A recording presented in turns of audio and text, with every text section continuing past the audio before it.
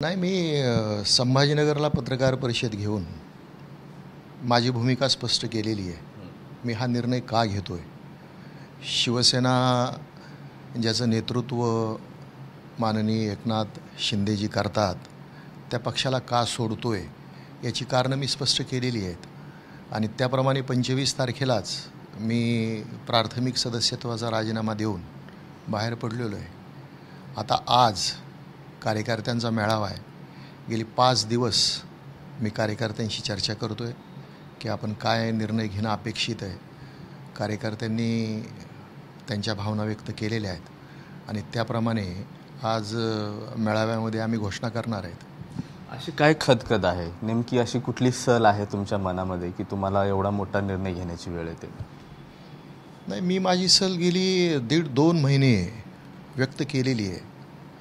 ज्या लोकांनी आपलं राजकीय जीवन सर्वस्व पणाला लावलं त्या लोकांना वाऱ्यावर सोडलेलं आहे. आज ते वारं पिऊन जगत आहेत. म्हणजे त्यांचं राजकीय जीवन आज तरी संपुष्टात आलेलं आहे, उद्या काय होईल माहीत नाही. आणि असं असताना उद्या ही जर लोकसभेला स्थिती आहे तर विधानसभेला याच्यापेक्षा विदारक चित्र राहील. त्यामुळे आत्ताच रामराम ठोकलेला बरा म्हणून मी बाहेर पडलो. असे कोण लोक आहेत ज्यांचं राजकीय आयुष्य संपुष्टात आलं असं तुम्हाला म्हणायचं आहे? आता बघा, हिंगोलीचे हेमंत पाटील खासदार होते, त्या अगोदर आमदार होते. डोळे झाकून ते मुख्यमंत्र्यांसोबत आले, त्यांना उमेदवारी दिली नाही. मग तडजोड म्हणून त्यांच्या पत्नीला यवतमाळमध्ये पाठवण्यात आलं. भावना गवळी आहेत, 5 टर्म खासदार राहिलेल्या, त्यांना तिकीट नाकारलं. तुमचे रामटेकचे कृपाल तुमानी आहेत, त्यांना तिकीट नाकारलं. अजूनही नाशिकचा निर्णय होत नाही आहे. ही किती भयावह आहे. मी कार्यकर्त्यांना वाऱ्यावर सोडण्याची ही रीत अंगलट आल्याशिवाय राहणार नाही. म्हणजे एकनाथ शिंदे यांनी वाऱ्यावरती सोडलं किंवा भाजपनं हे सगळं षडयंत्र रचून आणलं, म्हणजे नेमकं तुम्हाला आरोप काय म्हणायचं आहे? कुणावर आरोप आहे तुमचा? माझा मुख्य आरोप हा भारतीय जनता पार्टीच्या दबावाला माननीय मुख्यमंत्री बळी पडत आहेत हा आहे. मुख्यमंत्र्यांनी ज्या तडफेनं बंड केलं, उठाव केला, त्या तडफेनं भारतीय जनता पार्टीचा विरोध नाकारणं अपेक्षित होतं, परंतु ते नाकारताना दिसत नाही आहेत. शांत बसत आहेत, मौन धारण करत आहेत. भारतीय जनता पार्टीचा हा जो दबाव आहे तो झुगारून त्यांनी सांगणं अपेक्षित होतं की नाही आहे, ह्या 18 जागा मी लढवणार. अहो, तिकडं महाआघाडीमध्ये उद्धव ठाकरेजींना 22 जागा मिळतात आणि इकडं जे खासदार आहेत त्या खासदारांनाही तिकीट देऊ नका म्हणून भारतीय जनता पार्टी दबाव आणते आणि त्या दबावाला माननीय मुख्यमंत्री बळी पडतात. हे थोडंसं विचार करण्यासारखं आहे.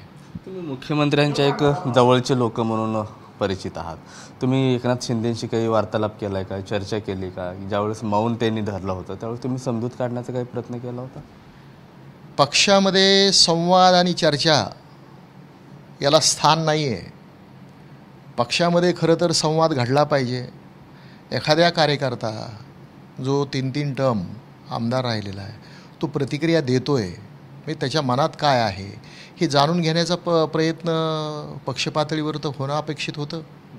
माननीय मुख्यमंत्र्यांना नाही आहे, खालची यंत्रणा आहे ना, सिस्टीम आहे ना पक्षामध्ये.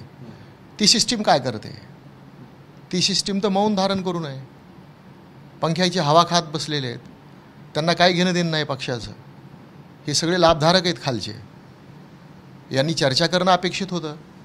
पक्षामध्ये चर्चा आणि संवाद याची दारं पूर्णपणे बंद आहेत आणि त्यामुळं मग खदखद व्यक्त करायची कोणाकडे? उद्धव ठाकरे यांच्यापासून बंडखोरी केल्यानंतर कुठंतरी आता पश्चाताप करण्याची वेळ आली असं म्हणायचं आहे तुम्हाला?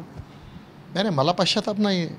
शिंदेला कारण मी काँग्रेसमधून शिंदेसोबत आलो होतो. पश्चाताप जे उद्धवजींना सोडून इकडं आले ते करत असतील कदाचित, मला माहीत नाही. परंतु पक्षामध्ये ही खदखद जवळपास नेते उपनेते सगळ्यांची आहे. फक्त बोलून दाखवत नाहीत. प्रातिनिधिक स्वरूपामध्ये मी बोलतो आहे एवढंच. त्याचे काय गंभीर परिणाम होतील ते मी भोगायला तयार आहे. आता तर पक्ष सोडलेला आहे, त्यामुळे विषयच नाही आहे. मी माझी भूमिका स्पष्ट करणार आहे. कार्यकर्त्यांच्या भावनेंना प्रातिनिधिक रूप मी देणार आहे.